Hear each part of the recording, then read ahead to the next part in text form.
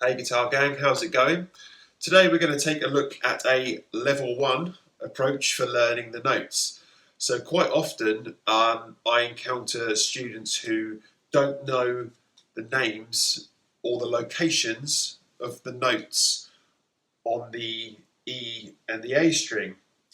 And this is a fundamental part of our knowledge, and should be a fundamental part of our knowledge on the instrument, because this is where all our chords and our scales are basically formed from.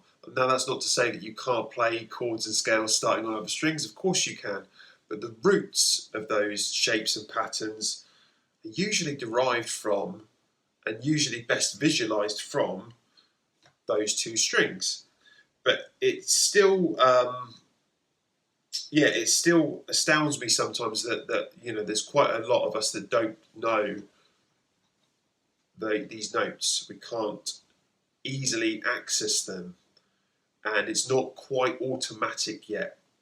And so part of being a musician and part of being a confident guitar player, certainly, is that ability to just find a note at will and just have that confidence that that is the correct note, or that the correct scale or the correct chord that you're going for, without hesitation as well. So, like everything else on guitar and life in general, this is a skill that you build by repetition.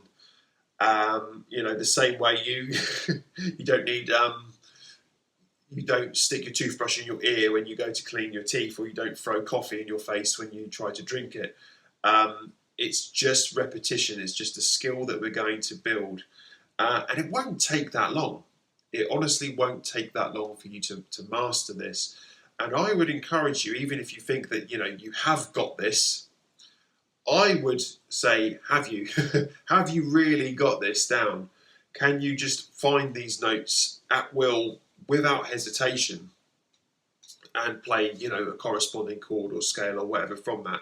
But we're going to build up to that. The first thing that we're going to look at today is just literally learning the notes. So what we're going to do simply is combine this with a little bit of a scale practice as well. We're going to take a C major scale, and we're going to play all the notes from that C major scale on both strings.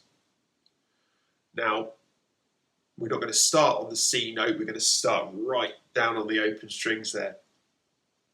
And you may or may not know, but the C major scale contains no sharps or flats. So we're just playing the natural notes on the E and A string.